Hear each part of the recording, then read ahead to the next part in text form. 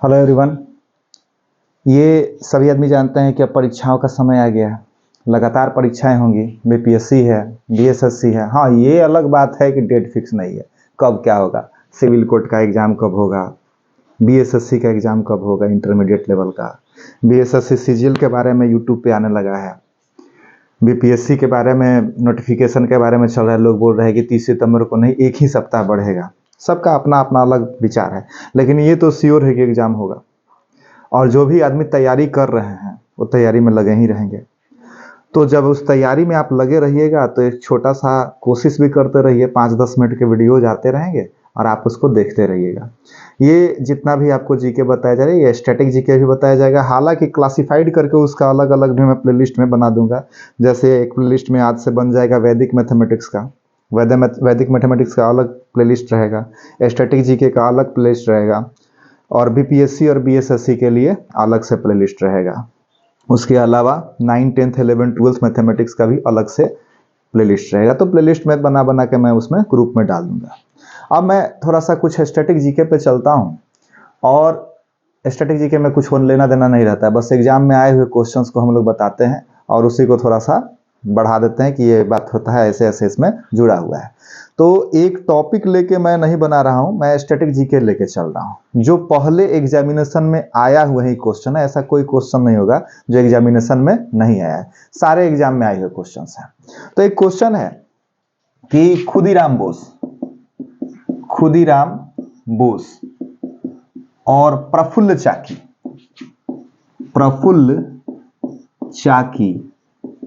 ने मुजफ्फरपुर में किस पर गोलियां चलाई और उनकी हत्या करने की कोशिश की। तो उसका आंसर क्या होगा? उसका आंसर होगा किंग्सफोर्ड। हालांकि जिसको मारने की कोशिश किए थे ये लोग, वो मरा नहीं, दूसरे आदमी का डेथ हो गया। तो खुदीराम बोस और प्रफुल्ल चाकी ने मुजफ्फरपुर में, ये पूछता है कि किंग्सफोर्ड पर हमला कहाँ किया था, आंसर होगा मुजफ्फरपुर में। और अगर ऐसे पूछ दिया कि खुदीराम बोस और प्रफुल्ल चाकी ने मुजफ्फरपुर में किस पर हमला किया, तो उसका आंसर हो जाएगा किंग्सफोर्ड। खुदीराम बोस सबसे कम उम्र में फांसी पे चढ़ने वाले भारतीय क्रांतिकारी थे। सबसे कम उम्र में अगर किसी को फांसी दिया गया था तो वो थे खुदीराम बोस। उसके बाद से देखिएगा, एक और क्वेश्चन आपका आता है। क्वेश्चन ये है कि भारत का कौन सा ऐसा नेता है जिसे ब्रिटिश पार्लियामेंट में सबसे पहला भारतीय सदस्य चुना गया। ब्रिटिश पार्लियामेंट में भारतीय सदस्य चुना जाने वाला प्रथम व्यक्ति। ब्रिटिश पार्लियामेंट में चुना जाने वाला प्रथम भारतीय, याद रखिएगा, दादा भाई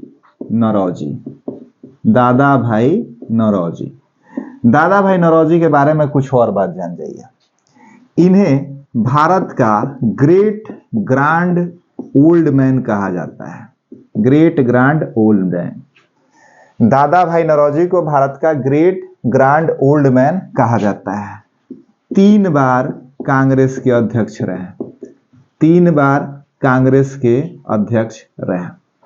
इन्होंने poverty in un British rule in India लिखा। तो क्वेश्चन ये भी पूछ सकता है कि भारत में ग्रेट ग्रैंड ओल्ड मैन किसे कहा जाता है, तो दादा भाई नौरोजी को। दादा भाई नौरोजी कांग्रेस की कितनी बार अध्यक्षता किए थे, तो 3 बार। Poverty in un British rule in India के लेखक कौन है, दादा भाई नौरोजी। इसके साथ एक और बात जान जाइए, धन निष्कासन का सिद्धांत किसने दिया था?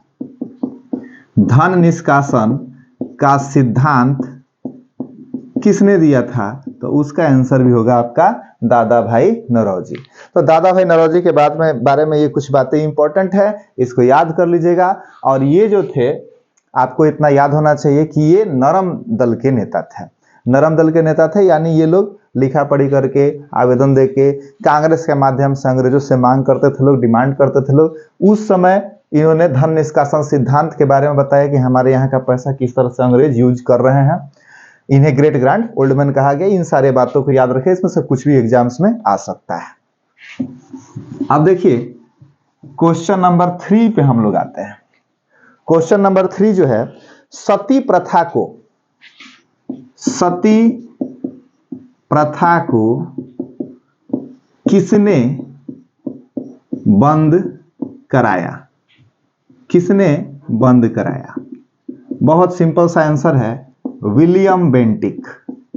William Bentinck. सती प्रथा को बंद कराया किसने? विलियम बेंटिक ने। अब यहां पे एक बात याद रखिएगा, विलियम बेंटिक ने सती प्रथा को बंद कराया, लेकिन किसके प्रयास से? राजा राम मोहन राय के मदद से। राजा राम मोहन राय को आधुनिक भारत का जनक कहा जाता है।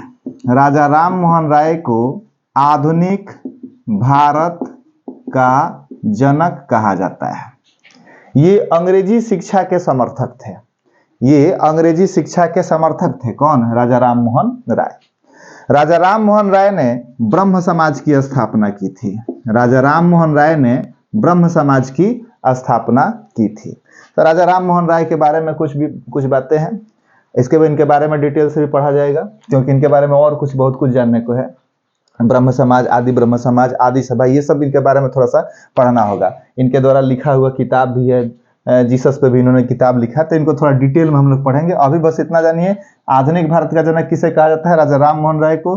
ब्रह्म समाज की स्थापना किसने की थी? राजा राम मोहन राय ने। और इन्हीं के प्रयास के कारण लॉर्ड विलियम बेंटिक ने सती प्रथा बंद किया था। अब इसके बाद हम लोग चलते हैं अगले क्वेश्चन पे।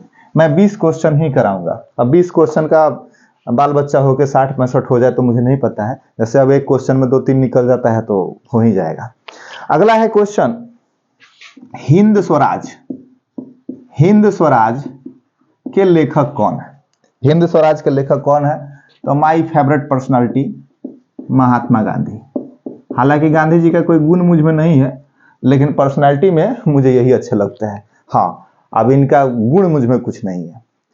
महात्मा गांधी जो है हिंद स्वराज के लेखक। हिंद स्वराज के लेखक हैं, लेकिन एग्जामिनेशन में ये क्वेश्चन तो पूछा ही है, एग्जामिनेशन में एक और क्वेश्चन पूछता है, माई एक्सपेरिमेंट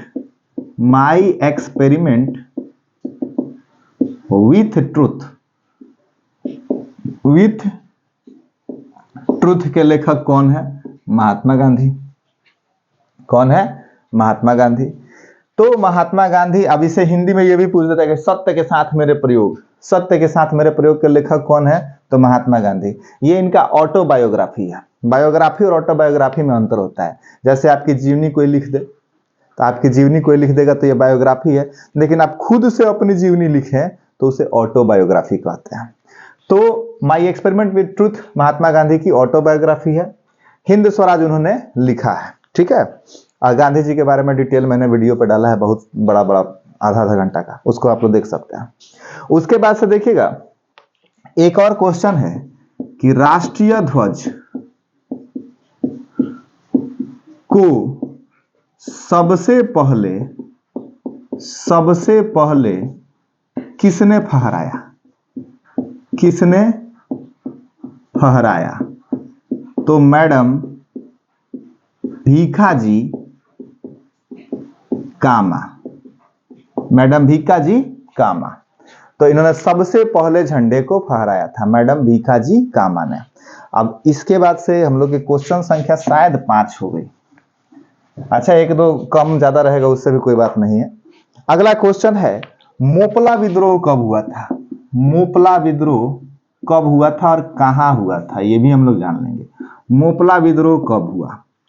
एग्जामिनेशन में ये क्वेश्चन बीपीएससी वाले, ये टीचर वाले में आया था, इस बार नहीं, इसके पहले वाले में।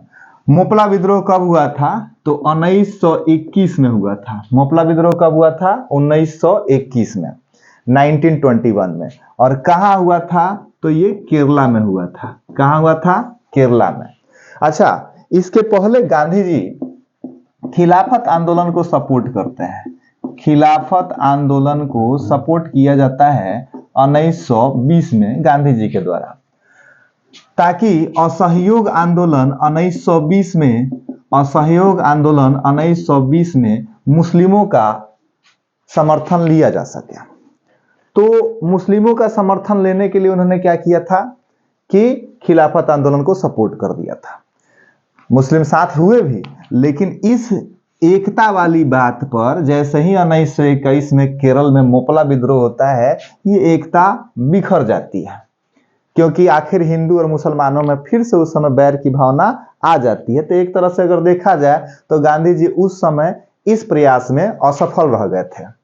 तो मोपला विद्रोह कब हुआ था? 1921 में। कहाँ हुआ था? तो केरला में। अब इसका परिणाम क्या हुआ?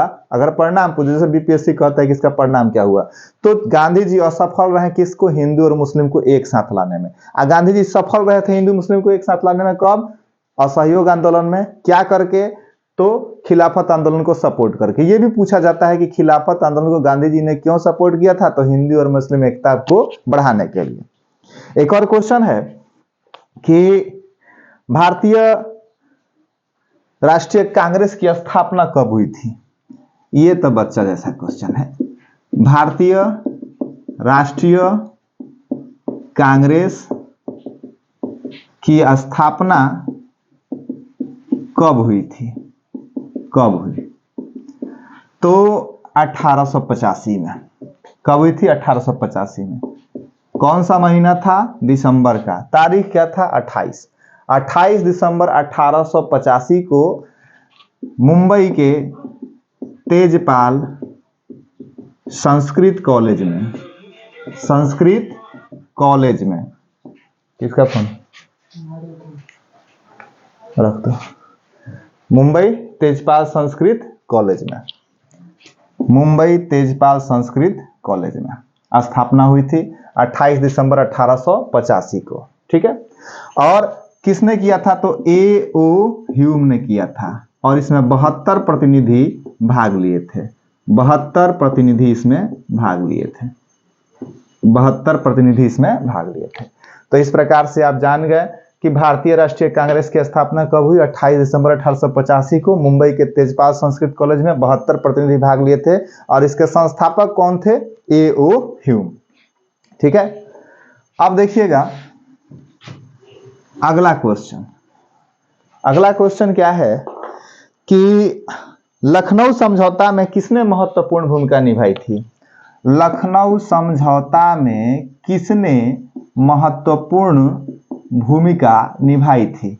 तो सबसे पहले जानते हैं कि लखनऊ समझौता हुआ कब था? 1916 में। हुआ कब था?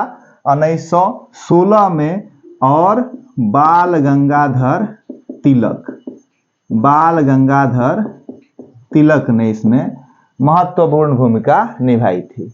और ये बाल गंगाधर तिलक जो हैं, बाल गंगाधर तिलक, ये गरम दल के नेता थे। गरम दल के नेता थे। गरम दल के नेता।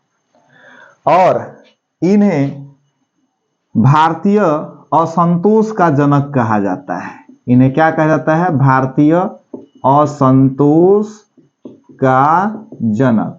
एक क्वेश्चन आपके लिए है कि भारतीय असंतोष का जनक इन्हें किसने कहा था? इतना हिंट देते हैं, अंग्रेज ने कहा था। ठीक है। भारतीय असंतोष का जनक। कुछ इनकी उपलब्धि के भी बारे में जान जाएं। इन्होंने केसरी पत्रिका का संपादन किया था। इन्होंने मराठा पत्रिका का संपादन किया था। इन्होंने गणपति महोत्सव का शुभारंभ किया था। इन्हें जब मांडले जेल में 6 साल के लिए रखा गया था, तो वहां पे इन्होंने गीता रहस्य नामक पुस्तक लिखा था। गीता रहस्य नामक पुस्तक लिखा था। तो ये हो गया हमारा बाल गंगाधर तिलक के बारे में कुछ इंपॉर्टेंट बात। जरा उसमें से आगे वाले में से दूसरा मार्कर निकाल के दो। तो बाल गंगाधर तिलक। तो बाल गंगाधर तिलक कहाँ के नेता थे? गरम दल के नेता थे। और गरम दल के नेता के बाद से और इनके बारे में आप क्या जाने? ये और आपने जाना केसरी पत्रिका का संपादन। केसरी पत्रिका के संपादन के बाद से मराठा पत्रिका का संपादन, गणपति महोत्सव की शुरुआत, मांडले जेल में 6 साल रहे और गीता रहस्य नामक पुस्तक उन्होंने लिखा। अब देखिए नेक्स्ट क्वेश्चन क्या कहता है कि 1857 में शुरू होने वाला प्रथम भारतीय विश्वविद्यालय कहाँ था? ये ऐसा ही मैं आपको बता देता हूँ, कलकत्ता। 1857 में शुरू होने वाला प्रथम विश्वविद्यालय कलकत्ता। उस समय कलकत्ता जो था काफी डेवलप था, तो अधिकांश डेवलपमेंट का काम वहां पे कलकत्ता में ही होता था। तो इस तरह का आ जाए कि प्रथम कब हुआ, तो 90% आपकी संभावना होती है कि आपको कलकत्ता पे टिक मारना है। तो ये हो गया आपका। अब देखिए स्टार्ट, कलकत्ता तो आपका हो गया।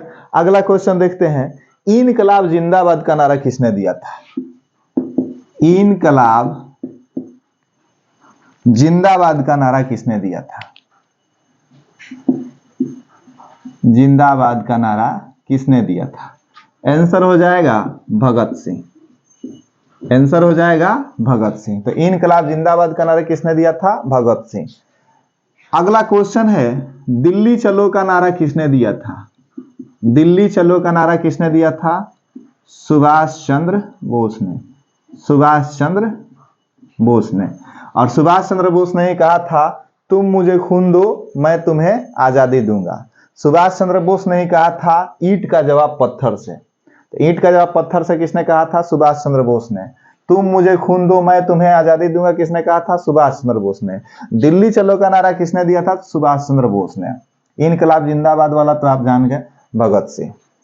ठीक है। अच्छा, उसके बाद से दिया गया है कि महात्मा गांधी द्वारा चंपारण सत्याग्रह कब किया गया था? चंपारण सत्याग्रह तो ये 1917 में, 1917 में। और ये भारत में पहला गांधी जी का विद्रोह था, लेकिन राष्ट्रीय विद्रोह नहीं था। बीपीएससी में क्वेश्चन पूछ दिया था कि भारत में पहला गांधी जी का सत्याग्रह कौन था, विद्रोह कौन था? तो चंपारण सत्याग्रह। अब भारत में प्रथम सत्याग्रह, प्रथम पूरे राष्ट्रीय स्तर पे, ये तो एक राज्य में हुआ था बिहार में, राष्ट्रीय स्तर पे कौन है? तो राष्ट्रीय स्तर पे होने वाला प्रथम सत्याग्रह रॉलेट सत्याग्रह था। उसके बारे में बाद में डिस्कस करते हैं। चंपारण सत्याग्रह 1917 में किसने बुलाया था? राजकुमार शुक्ल ने। किसने बुलाया था? राजकुमार शुक्ल ने। क्या यहाँ पे दिक्कत था? तीन कठिया प्रथा। तीन कठिया प्रथा। तीन कठिया प्रथा क्या है? 1 बीघा में मतलब 20 कट्ठा में 3 कट्ठा में आपको नील का उत्पादन करना होता था, जिससे किसानों को बड़ी दिक्कत होती थी। नील का फसल उगाने के चलते मिट्टी जो होती है वो ऊसर हो जाती थी, उसमें अन्न उत्पादन होता नहीं था। तो 3 कठिया प्रथा का विद्रोह किया गया। इसके अलावा जस्ट उसके बाद से 1918 में अहमदाबाद मिल आंदोलन होता है,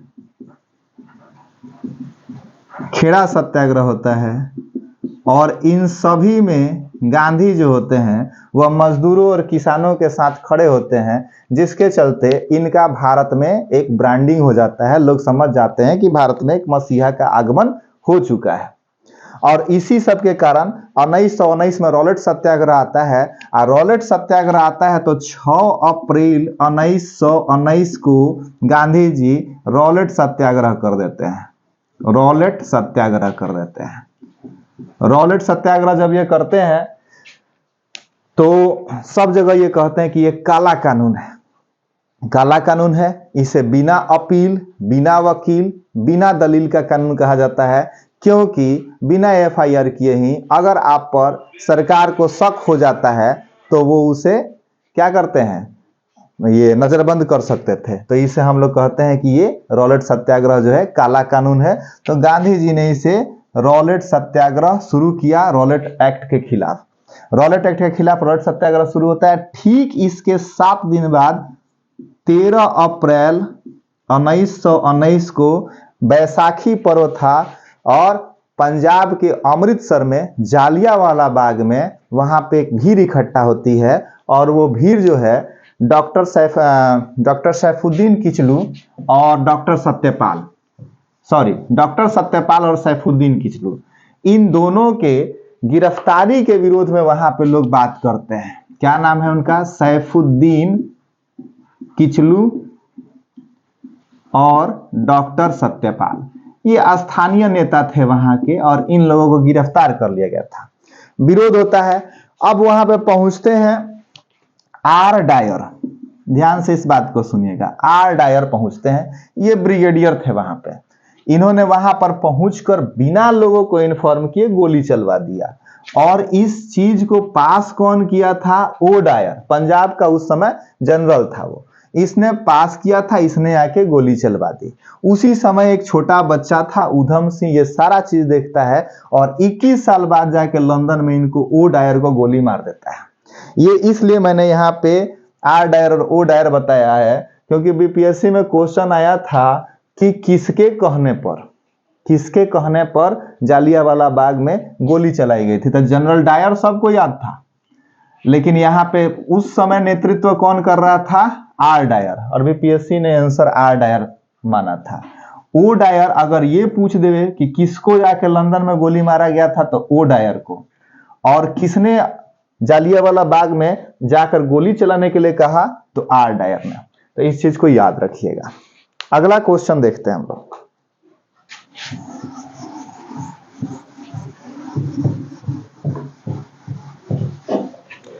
अगला जो आपका क्वेश्चन है कि गांधी जी ने सबसे पहले सत्याग्रह को कहां हथियार बनाया था, तो दक्षिण अफ्रीका में। ये सब कोई जानते हैं, दक्षिण अफ्रीका में लंबे समय तक गांधी जी रहे थे। 1893 में वहां गए थे, 1915 में वहां से लौट कर आए थे। लगभग 20 साल, 21 साल मानिए, लगभग 20 साल ये बाहर रहे थे। यानी भारत में कितने वर्षों के बाद आए थे, ये भी क्वेश्चन पूछता है, तो लगभग 2 दशक बाद। अगला क्वेश्चन है आपका कि भारतीय राष्ट्रीय कांग्रेस ने पूर्ण स्वराज की मांग कहां की थी। पूर्ण स्वराज की मांग कहां की थी, तो लाहौर अधिवेशन में। लाहौर अधिवेशन 1929 में। लाहौर अधिवेशन 1929।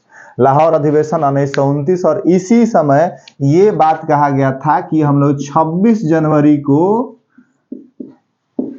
1930 में झंडा फहराएंगे, और उसी समय से 26 जनवरी को, प्रत्येक 26 जनवरी को झंडा फहराया जाने लगा, उसको पूर्ण स्वराज दिवस के रूप में मनाया जाने लगा। यही कारण था कि 26 नवंबर 1949 को 2 वर्ष 11 माह और 18 दिन के मेहनत के बाद जब हमारा संविधान बन जाता है तो भी उसे लागू नहीं किया जाता है। कहा जाता है कि भाई 15 अगस्त को आजाद हुए हैं लोग, तो उस दिन झंडा फहराना ही पड़ेगा, और 26 जनवरी से को हम लोग फहरा ही रहे हैं, तो इसको कुछ दिन और रुक जाए।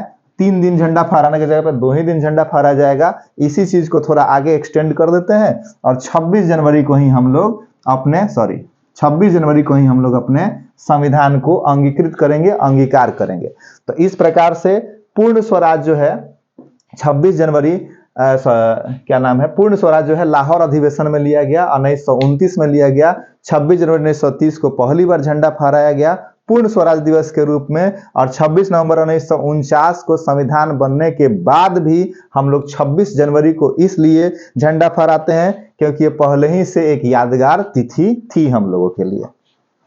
अब हम लोग आते हैं नेक्स्ट क्वेश्चन पे।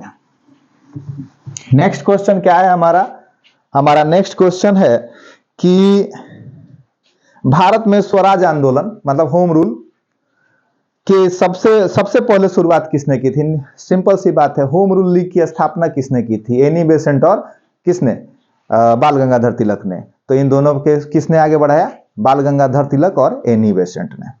अगला क्वेश्चन है आपका कि भूदान आंदोलन किसने शुरू किया, विनोबा भावे ने।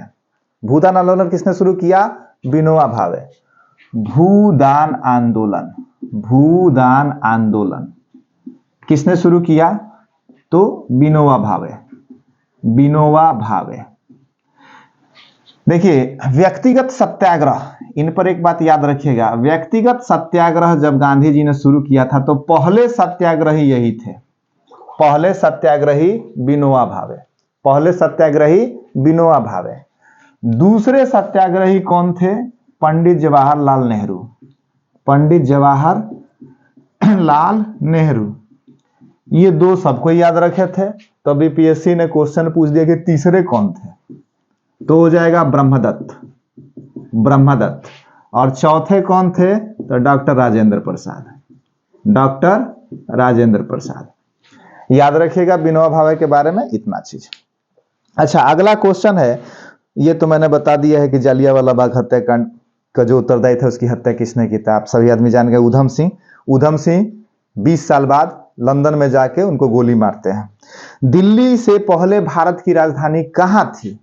तो दिल्ली से पहले भारत की राजधानी कलकत्ता थी। 1911 में प्रस्ताव पारित होता है कि अब कलकत्ता से राजधानी कहाँ स्थानांतरित किया जाएगा, तो बताया जाता है कि दिल्ली में। और दिल्ली कब आती है, भारत की राजधानी दिल्ली कब बनती है? तो याद रखिएगा 1912 में। तो अगर किसी ने आपसे पूछा कि दिल्ली भारत की राजधानी कब बनी, 1912 में। आइए कब पारित हुआ? तो 1911 में। अब एक और क्वेश्चन है कि 1952 का वर्ष भारतीय इतिहास में क्यों महत्वपूर्ण है? ये ऑप्शन के साथ देगा। सिंपल सी बात जान जाइए, हमारा पहला आम चुनाव 1952 में हुआ था। अब इसी पे बहुत लोग कहते हैं कि वल्लभ भाई पटेल रहते तो देश के प्रथम प्रधानमंत्री बनते। तो वल्लभ भाई पटेल की तो मृत्यु 1950 में ही हो गई थी, तो 1952 में वो नहीं बनते। ये हम लोग फेसबुक और व्हाट्सएप यूनिवर्सिटी पे, फेसबुक पे व्हाट्सएप पे एक और बात बड़ी फेमस हुआ था कि वैलेंटाइन डे मत मनाइए 14 फरवरी को, नहीं मनाना है, क्योंकि इसी दिन राजगुरु सुखदेव और भगत सिंह को फांसी की सजा सुनाई गई थी, फांसी की सजा दी गई थी, पहले दी गई थी। तब उसमें हम लोगों ने शोध करके बताया कि नहीं भैया, 23 मार्च 1931 को फांसी दी गई थी, 23 मार्च 1931 को फांसी दी गई थी। अब व्हाट्सएप यूनिवर्सिटी की झूठ पकड़ ली गई, तो उसने कहा गया था अच्छा फांसी भले 23 मार्च 1931 को दिया गया था, लेकिन सजा जो है 14 फरवरी 1931 को सुनाया गया था। तो उसको भी आप लोग जान जाइए कि अक्टूबर 1930 में फांसी की सजा सुनाई गई थी, अक्टूबर 1930 में फांसी की सजा सुनाई गई थी। तो हम लोगों को बस ये डेट याद रखना है कि 23 मार्च 1931 को राजगुरु भगत सिंह और सुखदेव को फांसी दी गई थी। इसी कारण से इस दिन को हम लोग शहीदी दिवस के रूप में मनाते हैं, शहीदी दिवस के रूप में मनाते हैं। किस दिवस के रूप में मनाते हैं? शहीदी दिवस के रूप में मनाते हैं। और 30 जनवरी 1948 को नाथूराम गोडसे ने महात्मा गांधी को गोली मार दिया था, इस कारण से उसे हम लोग शहीद दिवस के रूप में मनाते हैं। तो इस प्रकार से मैंने 20 क्वेश्चन बताया। 20 क्वेश्चन है, उसके बहुत सारे अंडे बच्चे हो गए हैं। आप लोग अंडा होगा तो उसको फोड़ के ऑमलेट बना के खाइएगा, बच्चा होगा तो उसको बड़ा होने दीजिएगा। इसको बढ़िया से आप लोग एक बार देख लीजिएगा। काफी छोटे छोटे क्वेश्चन से शुरू किया है मैंने, बेसिक से शुरू किया है। बेसिक नहीं कर सकते, नहीं बेसिक नहीं कर सकते, स्टैटिक जीके में कुछ बेसिक नहीं होता है। आप लोग बस इसको याद कर जाइएगा, ठीक है। मिलते हैं अगले वीडियो में।